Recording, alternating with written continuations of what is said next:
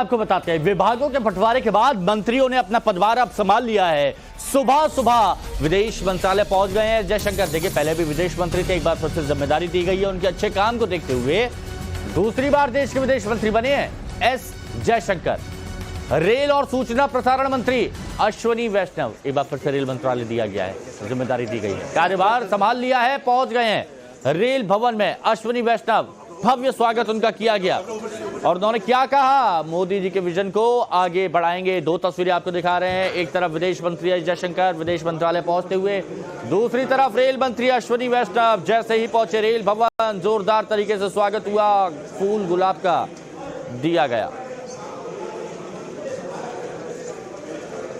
संकट के समय में कि अगर एक देश ग्लोबल साउथ के साथ खड़ा है तो वो भारत है। उन्होंने देखा है कि जब G20 की अध्यक्षता के समय में हम लोगों ने अफ्रीकन यूनियन की सदस्यता को आगे किया था, तो दुनिया हम पर विश्वास करती है और हमारी जिम्मेदारियां भी बढ़ रही हैं। तो हमें विश्वास है कि मोदी जी के नेतृत्व में भारत की जो पहचान जो है दुनिया में वो बढ़ेगी ज़रूर।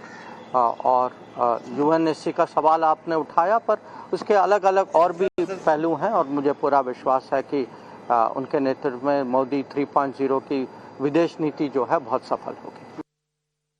संकट के प्रधानमंत्री श्री नरेंद्र मोदी जी को भारत ने एक बार फिर आशीर्वाद देकर देशवासियों की सेवा का जो एक मौका दिया है, उसमें रेलवे का बहुत बड़ा एक रोल रहेगा। आप जैसा जानते हैं, पिछले 10 वर्षों में प्रधानमंत्री श्री नरेंद्र मोदी जी ने रेलवे में बहुत बड़े सुधार किए हैं।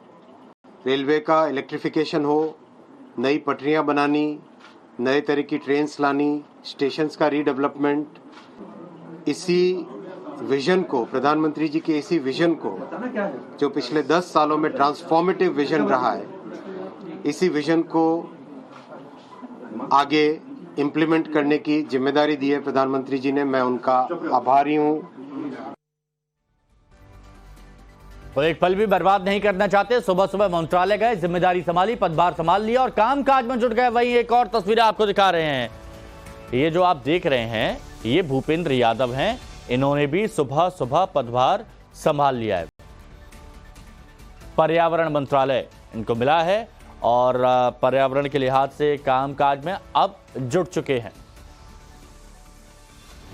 मैं निर्वहन करने के लिए पूरी तत्परता के साथ कार्य करूंगा। पूरी दुनिया में जो पर्यावरणीय संकट है, उसके बहुत बड़े एक्शन कार्यक्रम के रूप में माननीय प्रधानमंत्री जी द्वारा ग्लासगो की कॉप में mission life, environment friendly lifestyle, इसका प्रारंभ किया गया था, जिसको आज सस्टेनेबल डेवलपमेंट और जो दुनिया में एक सबसे बड़ा इस समय विषय है, mindful consumption rather than mindless utilisation, उसको लेकर के mission life, environment friendly lifestyle पूरे दुनिया में चल रहा है। अभी माननीय प्रधानमंत्री जी के द्वारा एक पेड़ मां के नाम, जिस तरह का जलवायु तापमान, बायोलॉजिकल डाइवर्सिटी के चैलेंजेस, डेजर्टिफिकेशन ऑफ लैंड के चैलेंजेस जो हैं, उसके लिए एक पेड़ मां के नाम, सभी एक पेड़